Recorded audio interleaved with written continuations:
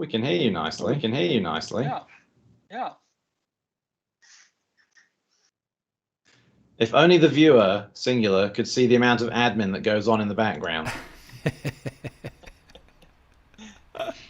Yeah. Okay. I can see that when I'm speaking, a little soundbar is moving, which should mean that that's audible. And when you are talking, someone, please talk. I'm talking. Yes. I'm talking. Yes, we can see that too. Hello, test. Okay. Sorry for this when you are now watching us live, because we had some things to do. We're still in the middle of doing some admin. We are live, hopefully. And we should be able to switch on and off the chat. And I don't see anything on the chat yet, so I'm not sure if Edwin is following us now live, because that's always a good thing, because he can check technical stuff. But let's just try and start this off by saying welcome again. Tuesday night, 1 minute after 8, at least on my clock. So we are sort of on time. Today is a little bit different in many ways, but the most important way that it is different is that I am doing this from a completely other system, namely my laptop. So I used a couple of hours today actually to set everything up on the laptop and make sure that we have some sort of same experience than we have normally. This means that I'm now running off Wi-Fi on a laptop using the webcam that is built in the laptop. I did add my normal mic that I use normally, so the good mic, and I have some extra lighting just to make sure that that's... your camera's gone off. Chris's camera's gone. Decided it doesn't know where I am. All the way. This is so cool. Oh, you gotta love technology. Yeah, that's so cool.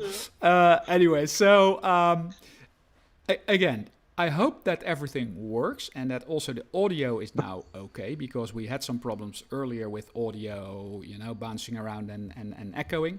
But we will just go on as if nothing happens and see what's going on. And if Edwin is watching, please let us know if everything's fine, or if not, then we might be able to fix some things. Anyway, today's show, news of the week. Obviously, Formula One that we need to talk about. Unbiased, obviously. Unbiased. I know, but we can do that because I've watched some podcasts and they were all unbiased. So we are in good companion, I think. Yeah, exactly. Chris has had some surgery yesterday, actually. So we are very happy that he's still here. Yeah. And shoulder surgery. And joining us, so that's really cool. Then we should probably talk about the AirTag a little bit, because apparently that's been on the move again. Chris finally had time. He thought, wow, I can still use both of my arms. Let's just build one of the speed champs. So he can probably show us. And I did have a look at YouTube Analytics, which was very interesting. But let's see how far we can get today. So I will put on the chat window, and it's very small. So I actually can't read it. Normally my screen is 10 times. I mean, there's a lot of activity in there, clearly. There is something going on, but I bloody well can't read it. Let me just do something. Because of my shoulder surgery, I haven't been able to put my contact lenses in. He says, ik hoor iedereen. He can hear everyone. And without any problem. So that's actually excellent. Yes, that's really, really cool. So we need to take a survey with our viewers. Glasses on or glasses off? Okay. That's a thumbs up for glasses on. Glasses on. And thumbs down for glasses off. So please, if Giorgio is watching YouTube and they have kids shows and they do something really smart, and we should probably do the same for our audience. They say, if you are watching this video from the couch, press thumbs up.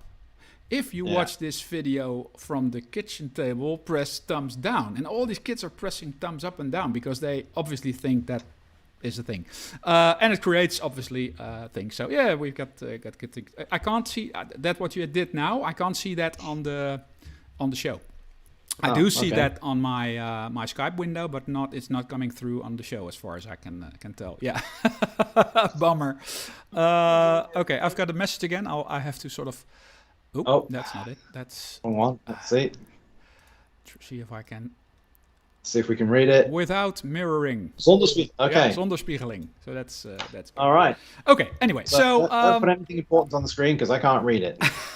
No. Well, I'm just when I need to read it, I just blow up the window. Anyway, so let's finally start with the show and talk about Formula One. I'm not even gonna start because I'll start. It's mind blowing. Yeah, please do. Yeah. I think the only good thing that I can say about it is it's a good job it was Bottas and not Hamilton. Because if Hamilton had been the one that braked late and caused that first corner accident, I think Christian Horner might have actually gone and set fire to the Mercedes pit lane. Yeah. It was. I think Max did really well. I like the comment from Christian Horner when he passed Danny Ricciardo, where he goes, "Not bad for half a car." Yeah. Yeah. I'm glad that he got a point. Two. You know, I think. Two. I'm glad he got some points racing with a damaged car. It's a shame that Checo was out, but that I really think was a racing incident. I think because it rained after the formation lap, they really had no idea what the track surface was like and where their braking point should be. And some people got it, and Bottas and Stroll didn't. No. So. No, I agree. This was purely a racing incident. Some people are now saying this is a huge mistake, and of course it is. But I think it could have happened to some other people too. It didn't help that he had a bad, really piss poor start, because he wanted to overcompensate a bit. But I think probably 90% of the drivers would do that, and would maybe have the same sort of issue. And then they also said that Stroll was even more stupid by turning onto the grass, which obviously is more slippery even than the circuit. Yeah, but we would probably do the same. If you are driving and you are afraid that you would hit somebody, you're going to try and avoid him. No matter where you have to point. If you have a way besides hitting him, you will try that. Obviously that didn't work because the grass was even wet, and even slippier. But I don't even think that was a really a bad thing. That was just, it was raining and it was just a bad.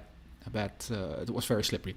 Anyway, what I did, obviously, we were all like, oh my God, a Mercedes again, and now hitting both the Red Bulls. It is not on purpose, obviously, but it's such a bad, it's such a bad vibe that all the points. It was impressive.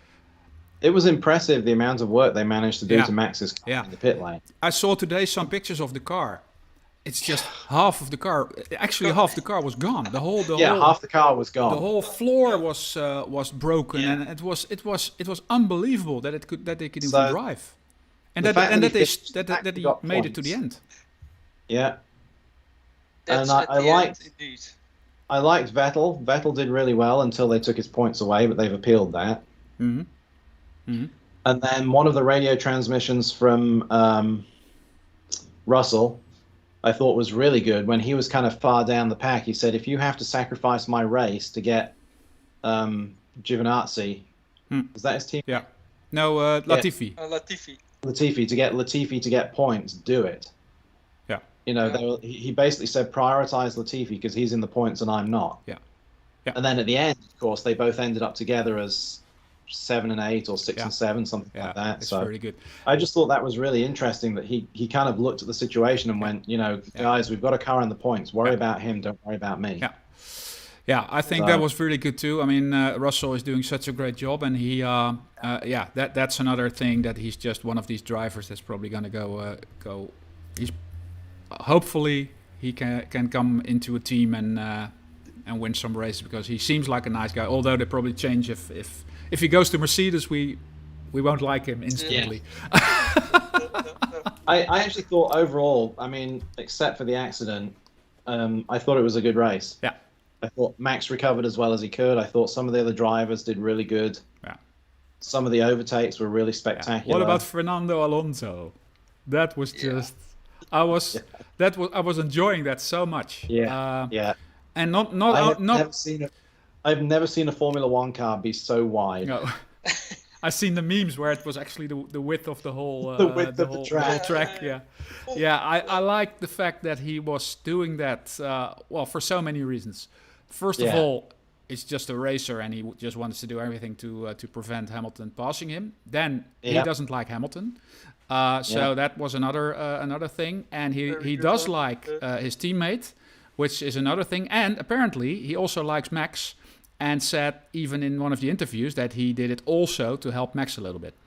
And I believe that he did. I think he lives somewhere near Lugano, which I'm going to go to on holiday in a couple of weeks' time. Oh, go and shake his hand. I'm going to drive past his house and say thank you. Chocolates and a bunch of roses. I think, and Alonso, I think either he has changed or... because you heard a lot of stories about him in the past, that he was not a great teammate and that he was... he's mellowed out a lot. I think so. So that's all good. I think Vettel has mellowed out a lot. I think Vettel fits really well with Aston Martin. I don't think he's under as much stress, and it's allowing him to concentrate on racing. Yeah. Because with Ferrari, it was a case of you must perform or you're gone. Yes. Oh, yeah. And I think there's a lot less pressure on him now, and he's actually found a car that he likes, that fits in, that works for him. Yeah. And I think the Aston Martin team leadership are like, just go out and race. We'll take the points you get. Yeah. Yeah, I do. I love the fact that he was, fighting for podium and actually ending up in the second place. Then we got the whole fuel issue, and what I've heard a couple of podcasts today and some things talking. They said, okay, the rule is very clear. You need to be able to present 1.1 liter, I think, of fuel to the FIA at the end of the race. And that is after the finish. So you have to finish, then drive another round into the pits, and then there still needs to be 1 liter. And you can't stop just right after you finished to is save. Kind of what happened. Which is not and you can't really do that because then it's still. If you don't have enough, or if you do have enough, they still think it's not enough because you couldn't drive that other round. Anyway, so that's one thing. The other thing is that apparently, and this is all obviously because I wasn't there, but I heard people talking about that, they said there was a problem with the pump getting the fuel out of the car. So apparently, Aston Martin is now saying, we know this is not, we know we need to be able to present that, and we would have... we know that, so why would we take the risk? Because we know that you're going to check that to not have that. So either there could be something wrong with the car and some malfunction, but even then they would have known about it. And apparently they say the fuel was in there, but we couldn't get it out. And if FIA says, I don't care because you have to present the liter to us, and if you can't get it out, you can't present the liter to us, so that's a fail. And then we come back to the point where I think the whole punishment system is just totally wrong. It's unbelievable that I don't know what happened. If they did it on purpose, they should have a penalty. But even then, a disqualification is quite harsh. If you see that other people, what other people do, and that they get a 5-place grid penalty, or I mean a grid penalty or something like that would be fine, but to take all the points and disqualify them, that just seems it's crazy. I don't understand. Overproportional. It is disproportional. I feel that it is disproportional, and I know it's very difficult to make that all exactly right, because fines and things are always difficult to say, to be proportional, but this is so not proportional that I would think that they need to look at all that. Also, crossing the white line when going into the pit, if that's, I don't know if that's a point on your license or if that's a 5-second stop and go penalty, maybe. But then during a race, hitting somebody in a certain situation where you might have been able to avoid that should at least be the same or more than that. And race banning is probably not the solution because that's not, you don't want to do that. But but I think they need to read. I mean, I suppose from the FIA's point of view, they're saying, look, if you thought you were going to have trouble getting it out, you should have fixed the fuel pump. Yes. Probably. Your job is to give us a litre of fuel. Exactly. And I think I'm pretty sure that they will stick with that penalty. What's unusual is that they asked the teams to do it. I would have thought for something like that they would have had the scrutineers have their own pump and go to each car to make sure that no one was actually cheating that rule. But when they asked the team to do it, that seems odd. But okay, I don't know. I think they are there when they take it out.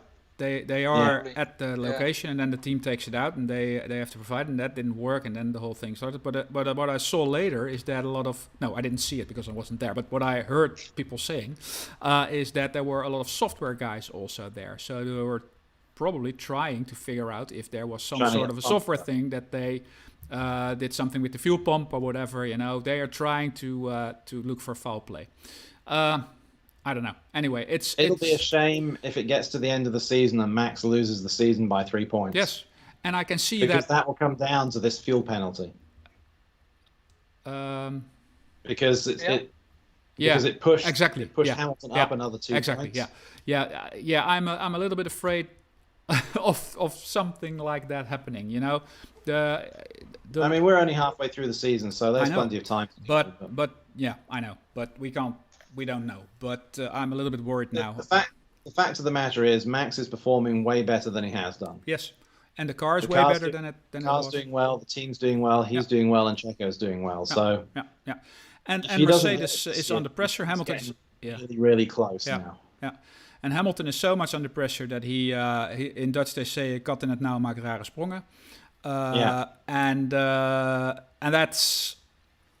that's probably what's happening now. And he was very fatigued. There is something with Hamilton not right at the end of the race because he was almost falling over on the podium. Did you see that?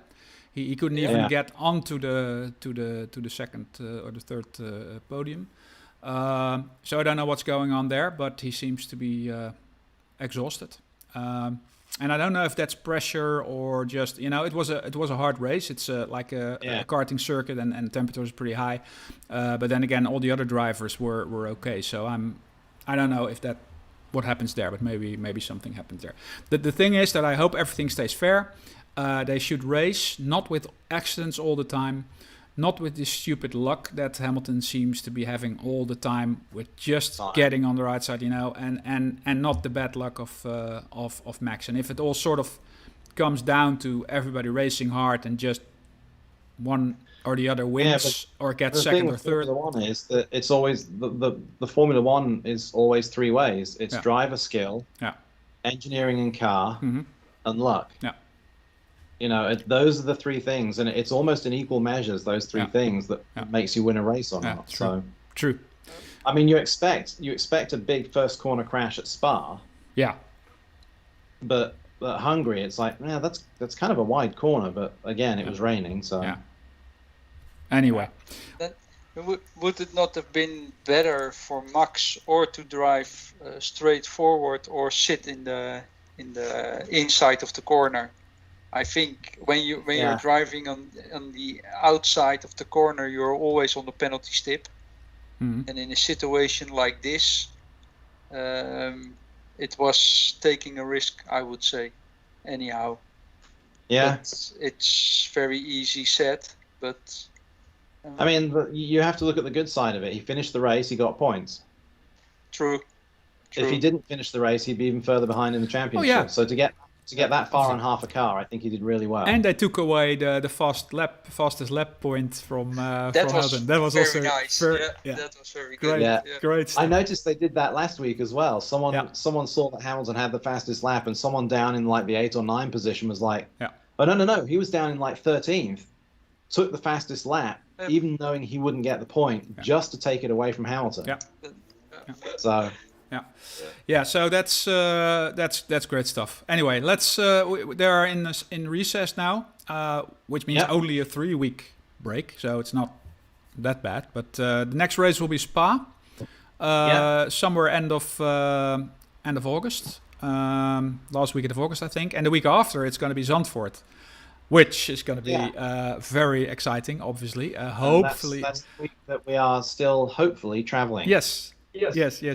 Hopefully you'll be come over here and pay us a visit in the studio. So well, we can now take the laptop if this works and have a meeting wherever we want. So that's great. Okay. One last thing on the Formula One. Also, Jackie Stewart said something about the crash of last week. Okay. And he said the penalties are way. Too low, because in his days when he was driving, it would have cost a life for sure. And he said, well, so this is crazy that it's only a 10-second penalty. That is to something I always say. They keep making things safer, and the only thing that happens is that people then go further towards the edge and search that point where it becomes dangerous again. It's the same with everything, which is stupid, but that's the way it is. So anyway.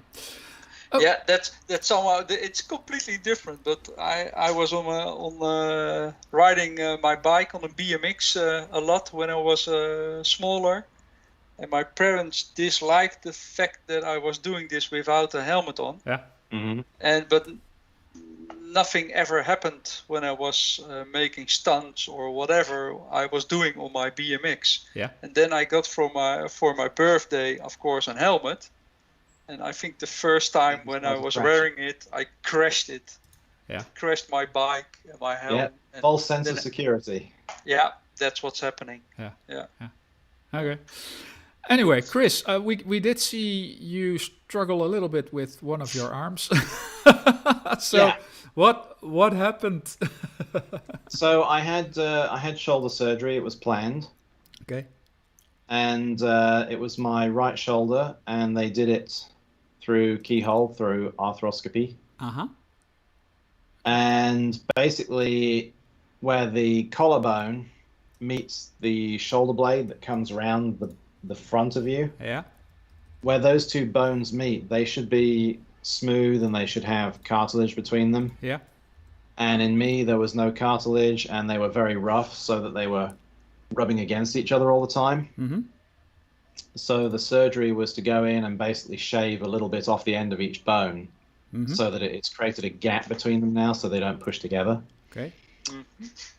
So it was interesting. It was general anesthetic, so I was out for about 90 minutes while they poked around inside me. Okay. And then it was about an hour and a half in the recovery room, and then my wife came in and got the instructions for how to look after me, and then brought me home. Cool. And okay. So if you ever have shoulder surgery, the thing that's the hardest to do is to lift your arm up afterwards. Yeah. So what I'm going to try and do now is turn off the lock on my camera and show you something. So I bought T-shirts that have magnets in. Okay. So you can actually undo the T-shirt up one side. So you put your arm in the other side that's just like a normal T-shirt. Yeah. And then, if I can find it, you have these magnetic snaps that join the sleeves and everything together. Side of the shirt. So it means you can put this shirt on without having to take your sling off or without having to lift your arm up. So that makes life a lot easier. And then, of course, the painkillers make life a lot easier. And they gave me 3 sets of painkillers. They gave me one set, which is sort of the take it twice a day. Yeah.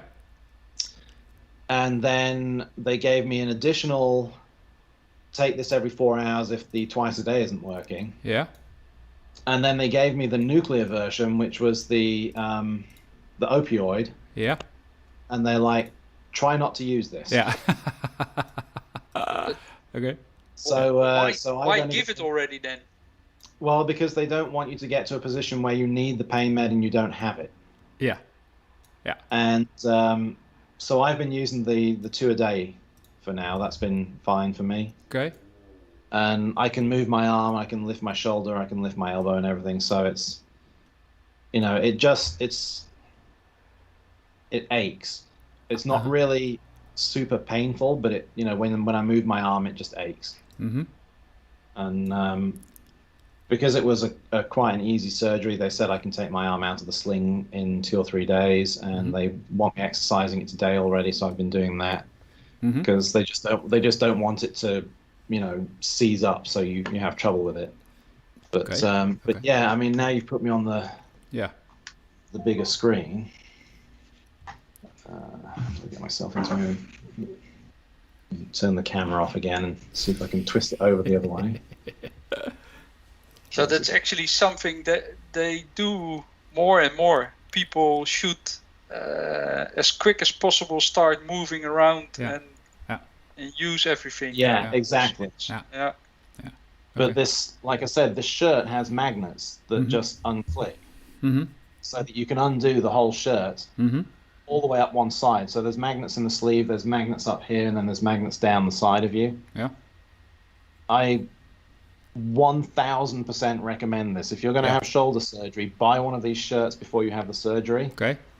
And it just makes it so easy to put the shirts on and off. I don't need help to do it. No, that's good. And okay. Yeah, it just makes life a lot more tolerable. Yes, of course. Oh, that's which is kind of the point of the exercise. Yeah.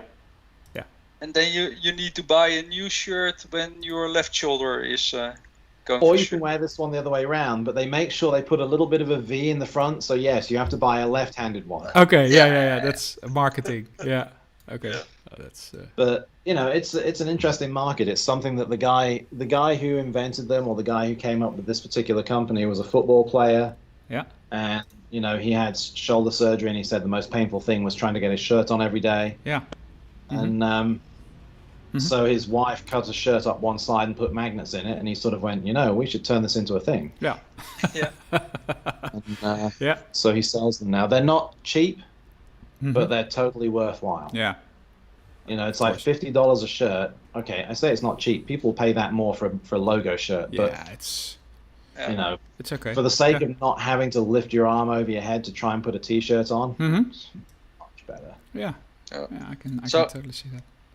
And do you know how you got this thing?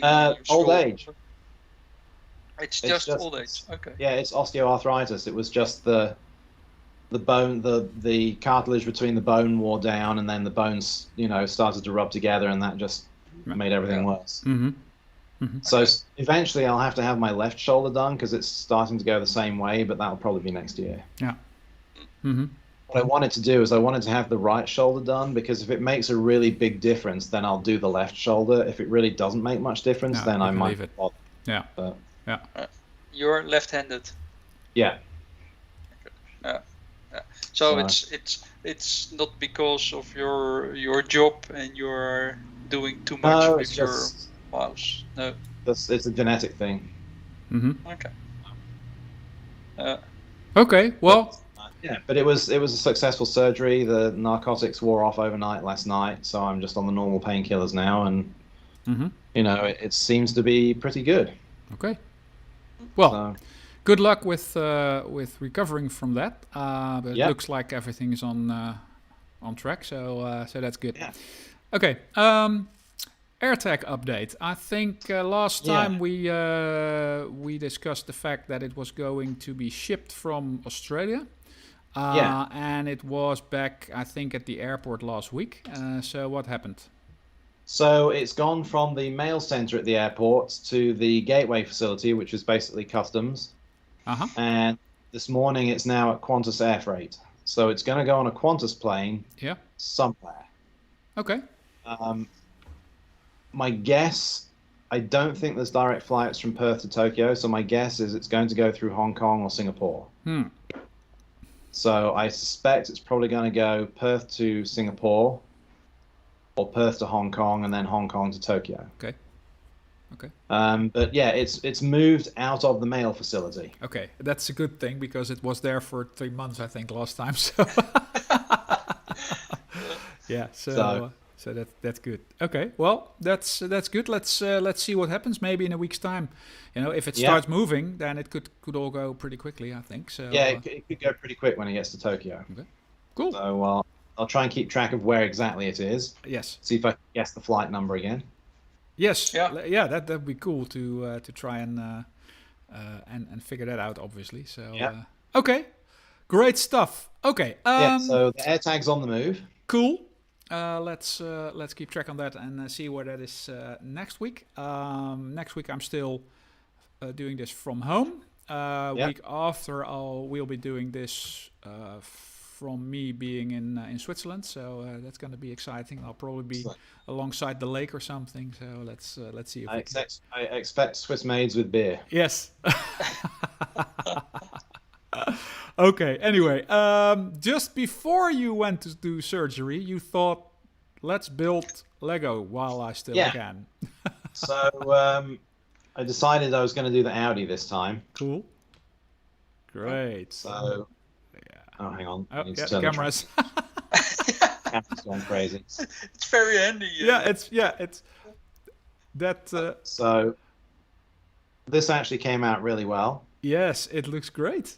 It's unbelievable. Again, I've said it before and I'll say it again. It's unbelievable how they can get that basic shape right. Yeah. With so rough, it's like Minecraft. It's with the flared wheel arches and everything, and so there's a lot of stickers on it, obviously. So like the side piece is a yellow and white sticker with a 5 on it. Yeah. But then things like the hood, that was printed. Oh, okay. So this piece here was printed, and this piece here on the roof was printed with the Audi logo. Yeah. But the windshield was a sticker, for example. Okay. And then there's stickers for the Ur-Quattro on the side there by the back wheels, and there's stickers on the back for the radiators and the exhausts and everything. It's actually quite heavy compared to the other one. There's quite a lot of bricks in this. Yeah, it's good. But yeah, it came out really nicely. I agree. It's great. I want one. It's fun. Cool. It's in a way you could say you'd build for an hour and it's finished probably. So that's only an hour of fun. But then again, for the price and the way it looks, it's just a fun thing to have. It's just cool. And I don't know if you can see the detail on the front, but they have a really traditional Audi grille behind the fog lights, and then the fog lights are stuck on top. Yeah. So you can take the fog lights off pretty easily. And then you can see the normal Audi fronts, with the Audi headlights and everything. Cool. But yeah, it goes together pretty nicely. Cool. And it was a quick build. It only took me about 40 minutes. Yeah. And again, like the other ones, you can take the take the roof off, and then once you've taken the roof off, you can. Oh yeah. There's a little minifig in there. Yeah, that's cool. So I mean, the thing is, these are really, really close to minifig scale. They're actually just a little bit big. Mm-hmm. But they're close to minifig scale. Yeah. So that's cool. Do you get the minifig with it, or? Yeah, it comes with the driver. Okay. So, but yeah, it was a little build. I'll be back. Yeah, very good. That didn't sound good. I'll be back. Yeah. The wheels on here, they have some. They're just the standard Lego wheels, but they added some extra pieces so that you can get the hub that actually looks like the Audi hub. Okay, yeah. So that clips into the normal Lego wheel that they would use to make it look like the Audi version of the hub. Okay, that didn't work. I thought that I could very easily get to one of Giorgio's cars, Lego cars, which is a rally car, a Ford Focus rally car, and that's really cool too. I'll try and remember that for next week because I think I've thrown about all his Lego now, and I didn't find it. But anyway, it's cool, and it's also. I was just saying Yeah. the wheels. Yeah. While you were away, I was just saying it's a standard Lego wheel, but they have an insert that makes it look like an Audi wheel. Oh, cool! Yeah. So the little insert. Okay, you just press the hubcap something. Yeah. Okay. Yeah. Cool. You have a choice of 2 different hubcaps that come with it. I chose that one because I thought that was closest to the original rally car. Yeah. It's one of those things where once it's in, it's really hard to get out. You would need tweezers to try and unsnap it. Okay. Yeah. Okay. So decide up front which one you want. But clicks in. Okay. Yeah, it's really cool. It's really cool. It's probably it's going to be, I don't know, 20 euros here or something like that. But it's so much fun, and it looks so cool that it's worth the money. And it's just a fun little project to build. And there's so many interesting little details on it. Like right at the back here, the little black piece here, the like radiator piece. Yeah. That's one of the oil coolers on the real car. Okay. So they put this tiny little black radiator piece down here. Yeah, just to make that. To make it look like the oil cooler on the real car, and then the stickers on the back and everything. It's again, they've just done a really nice job of. I agree. Making it look like an Audi, and when it's made out of Lego. Yeah, I agree. So, and out of all the ones that you bought, I think this might be the coolest one. Although we don't know, we will probably see the other ones too. But maybe if you build it now, it will take you 80 minutes instead of 40. Yeah. Try to build it one-handed. So I think the next one I'll do will be the Nissan GTR. Okay. That'll be a fun one to do. Oh yes, definitely. So yeah. Okay. Well, let's. It's good because you don't really have to think about it while you're building them because they're so reasonably simple to build. Yeah. And it's just fun to see how the designer figured out how to get all the different pieces together so that it looks the way it does. I mean, there's a piece on here that I've never seen before, which is this curved little bit right at the very front here. Yeah, yeah. Above my name tag there. Yeah. But just that one little piece on the front there that just makes the side of the bodywork curve down like that. Just small little details like that really make it, especially if you know the car, if you know the real car. Yeah.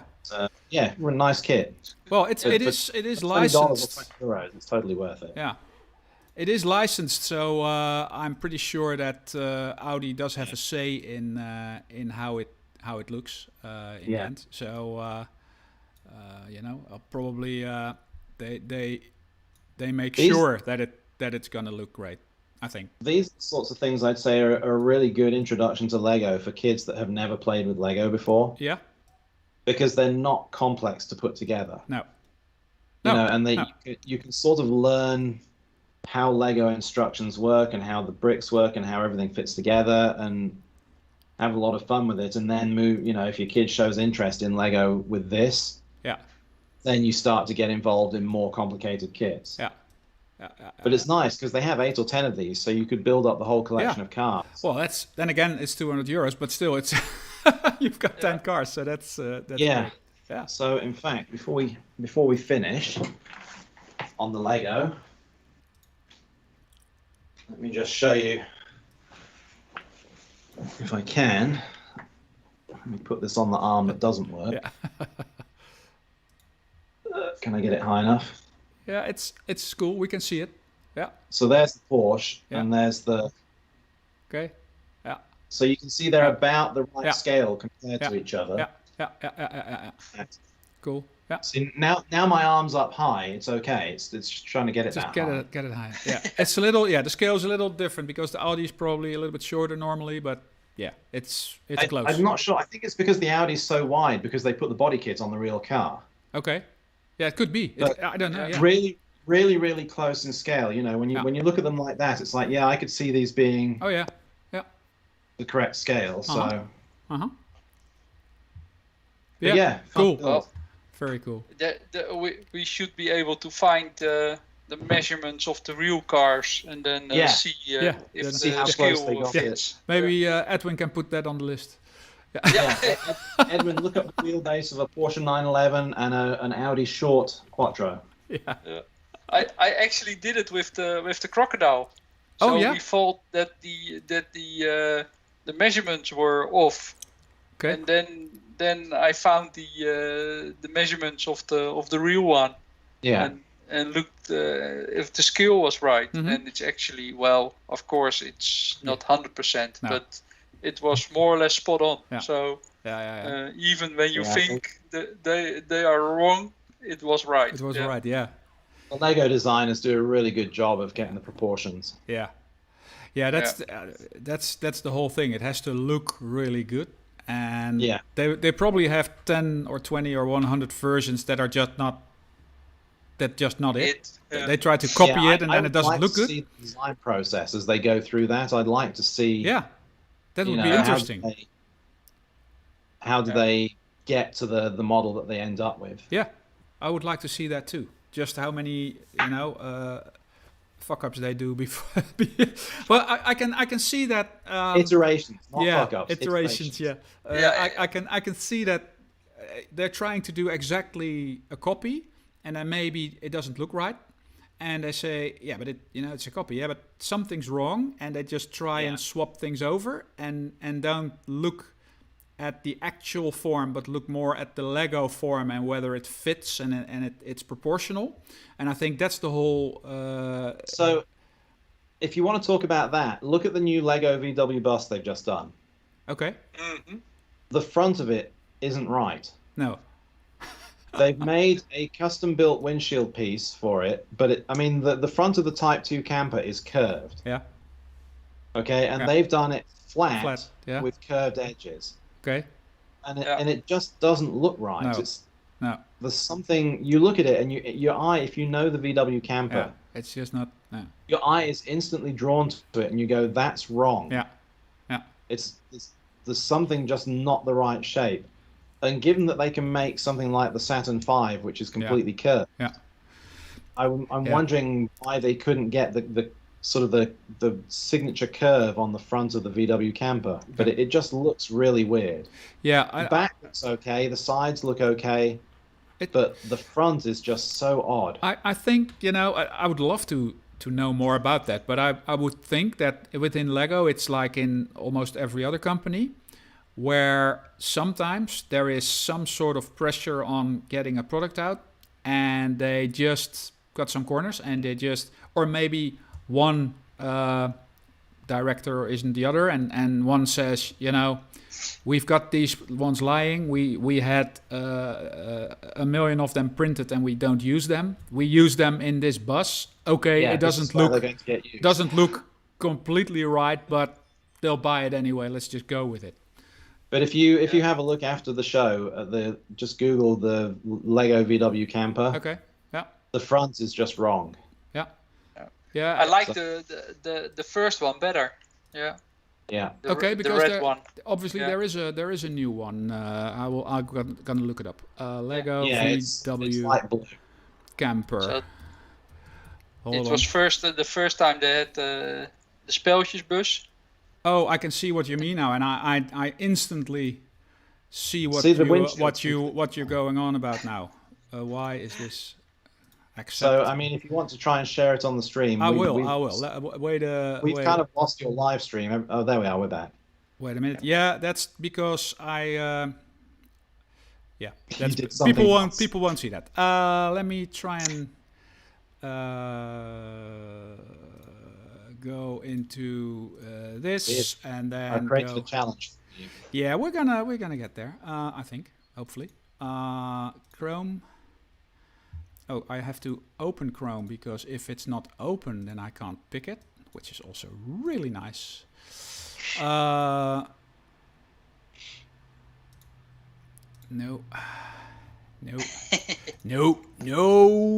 Why isn't this working? I don't know why. This is weird. Normally this would work. Okay, let's try one more, and if not, then we'll do it next week. We're We can talk about it next week. Discard. This is that. Window capture Chrome. Yes. Volkswagen. Yeah, now it's there. I don't know why it wasn't there before, but okay. Let's just try and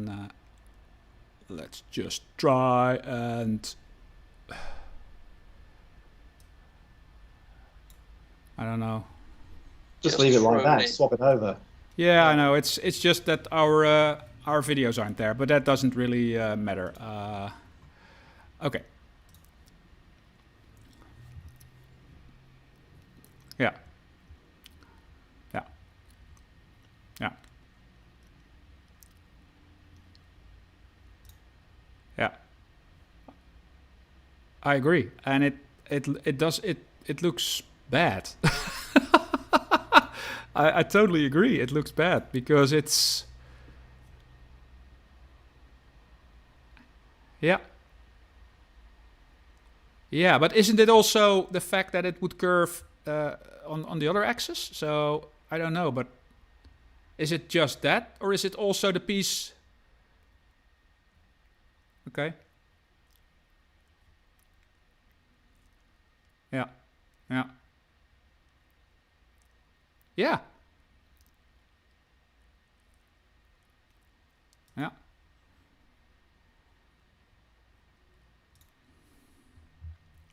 Yeah. Yeah. Yeah. I agree. Yeah. I didn't see it, but now I have, and now I can't unsee it. Yeah.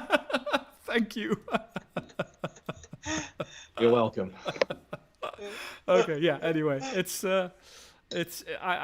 It would be interesting to know how they got to that point, but yeah. Okay. I mean, they must have tried to get it to look different, but maybe they didn't think this would be a high volume enough seller to do a fully custom glass piece for the windshield. Yeah. Okay. Edwin has looked up the wheelbase of the Audi. Excellent. So you can. So the wheelbase is 2,450 for the 911, and so the Audi is actually shorter. Yeah. In that case, the scale is off a little bit because in this model the Audi is longer. Thank you, Edwin. That's another beer we'll buy. Really cool. Biertje. Yeah, it's cool. Anyway, okay, really great stuff. I'm still trying to figure out what Lego I should buy or I don't know. But something is really close. And then in October it's my birthday, and I'm already informing my loved ones that I would really like some Lego, so they can start saving. I informed my loved one that there was a Dom's charger. Okay. Oh yeah. I didn't say anything else. I just sent him an email and I said, nudge, nudge. And look at my shoulder. Yeah. Yeah. It's painful. It's very painful. So much. So hard. Okay. Well, cool stuff. Okay. Let's just. I thought of something that I might be. Yeah, there I am. That I was gonna show you. You know the plane, obviously, which we've talked about so many times, which is now finished. And I thought that it looked a little bit bare standing just on the cupboard. So what I did is I bought a couple of extra parts, like jerry cans, and to put around it, and also some oil drums. So you're going to do a little diorama? Yeah. I'm going to try at least to make a simple sort of diorama, because I've seen so many videos of how to weather these oil drums and stuff, and chipping and everything, so I just want to try that. And I already started with a base, which is like a plank, like airfield, which they had. And it the base, I bought the base, it's all white, it's like resin or something. Yeah. I bought the base and in that state, and then I just sprayed it. So I started with some ground layers, and then airbrushed the wood. I like it. And yeah, I think it came out pretty good. And it does. It looks good, like sort of a wet sand around the outside of it. Yeah, and I'm not sure that was actually my point, because I was gonna make like grass, like green around it, but now I might make it all like a muddy airfield, and that might even be better. Maybe put some pools in there. I don't know. I'll look at what I do, but I do like it too. So you can put mud on the wheels of the airplane and around the bottom of the barrels and everything. Exactly. Yeah. So I was thinking that, obviously. So anyway. Nice. I like it already how it is now, but yeah. Well, exactly. That's what why Chris was saying. I think I like the muddy, the muddy sand around it, and I was gonna use that as a base to put some grass on, but now I think I might just leave it muddy. Just keep it. And then just put the oil drums in there and play with that. So and then I've got some, sand and stuff, mud effect, so I can play with that a lot. So anyway, very nice. I thought, I like it too. So I thought I'm gonna go ahead and do that and make it a bit better, and then make some pictures of it, and then finally start with the next project. So you have to take it with you to Switzerland, and then place photograph it, so that the mountains. Background. Oh wow! With the real mountains in the background. No pressure. With your Swiss plane. Yeah. So I'm gonna take a model airplane, which falls apart if you just look at it. In my car. And then photograph the pile of parts in Switzerland. Yeah, I'll do that.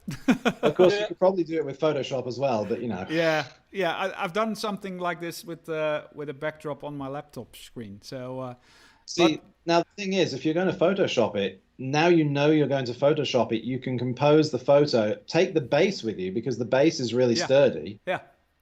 And then pose that so that you know what angle the background's going to be, and then take the photograph of the background. Yeah, that's a good thing. Good thing too. Okay. Planning. Yeah, the YouTube analytics. That is something. I think. Let me just shortly take a look at. Sorry. Oh, sorry. Yeah.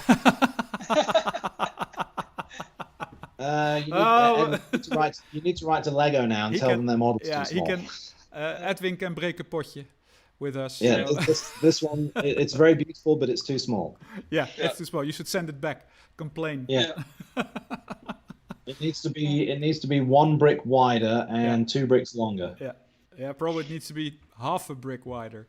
So that's probably where it all goes wrong. Okay. Anyway, last week we had a list of things that we needed to do. And I actually went through the list and saw that some of the things, let me just try and, sorry for the bumping because the table is feeding into the mic, but one of the things was the letter, so the font of our names. I see that's changed. I've changed it. It wasn't, by the way, Comic Sans, but it was something else, but it looked like it. So this might still not be completely great, but it's at least better. This is far more professional. It's a start, yes. So that's one. So we can stripe that off the list. The Titanic movie, I haven't had time to to make that, so that'll be on the list for quite some time, probably. Take it also to Switzerland. It's very fun to do it in a lake. Cool. Yeah, I'll take that too. Yeah, why not?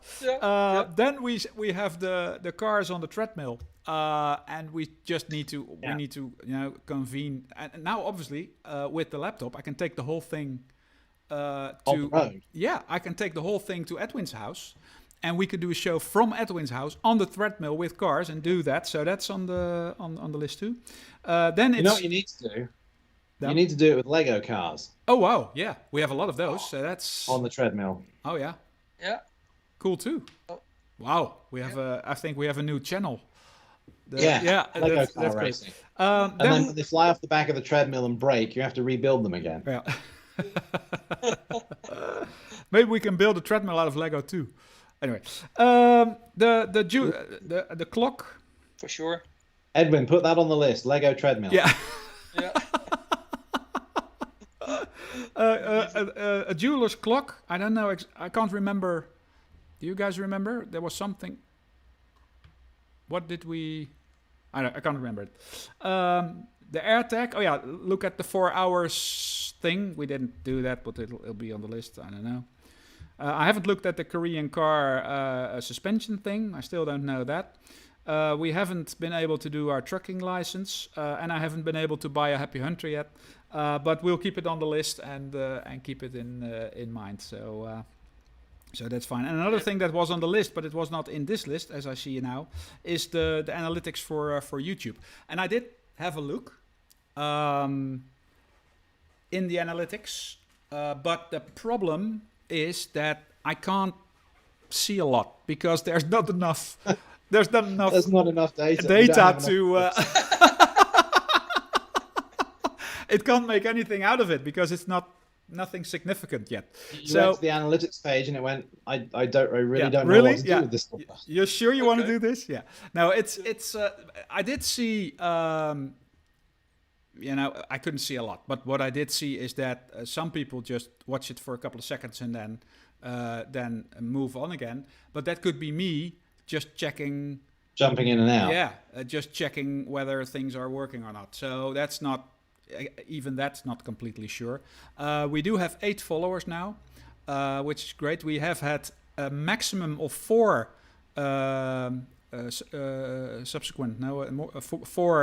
people watching at the same time. Wow. Yeah, so that's pretty good. And let's take a look at what Edwin is. So we've grown from a seed to a small shoot with 2 leaves. The clock, the floating ball clock was still on there. Yeah.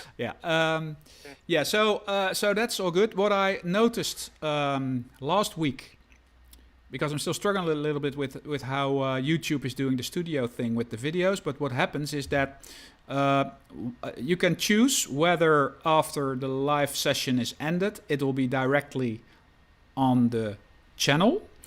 Yeah. Or you can switch that off and then it won't be on the channel. Then you have to do something with it and maybe reintroduce it to the channel, but we could do that or not. The thing is that now the intro is still there, obviously, when it goes onto the channel. So what I do is afterwards I go in and edit that out to make it shorter and have no or at least a couple of seconds of intro. The thing is that it takes about a couple of hours, 4 hours or something, before I can do that. So there is something on the server that the video is live and I can't do anything with it during a lot of time. And then, mostly the morning after, I'm able to edit that video and... I would just let it go straight on there with the intro, because people will scrub through the intro until they see our happy faces. Well, that was one of my questions. Is this a big issue? Or I can easily, There's a couple of YouTube channels I follow where when you watch the live stream, like Outside Xbox and things like that, they sometimes have 3 or 4 minutes of intro music before they actually cut into the show. Okay. Well, so I'll just leave it live directly, and I will a day after or so just cut the because it's not a huge deal. It's just that it's there for a day or so with the long intro in there. So maybe the first 10,000 or 20,000 viewers will be annoyed by that. Yeah. I'm trying not to laugh visibly. Anyway, so the analytics will become more interesting later, but now there was not really anything that I could see. Oh, one thing I did see is that the only referrals that I got were from Facebook. So I put it on Facebook sometimes, and then people click on the Facebook link to go watch it. Which is logical because that's the only other platform that we sort of advertise on. So, but it does happen, obviously, that people watch it. And for the rest, I haven't spoken to people, and that's a bit weird. Some people know that I'm doing that. Other people have seen it on Facebook. But I hear nobody. I really let me ask you a question for next week. You're going on holiday. Not next week, but the week after. And you're going to Switzerland? Yeah. Are you going to Grindelwald? I should probably go over there. Yes. Yeah. Obviously. Otherwise, this whole show loses all its meaning if you do a broadcast from Switzerland and you're not in Grindelwald. Yeah, let's just. I think that's a very good point, which I have thought about, and I hoped you didn't bring up. But you can edit this bit out before you put it on YouTube. No, it's actually maybe a really fun thing to drive over there on the Tuesday and then just do the show from Grindelwald. I mean, that would be epic. That would be epic. And I think now I'm glad I've just planted that little seed of thought in your mind. Yes, thank you. Yeah, you know me too well. Yeah. My work here is done. I will also drive over there. Yes. Yes, do that. That would be so cool. Just for that. I mean, we do everything for our channel.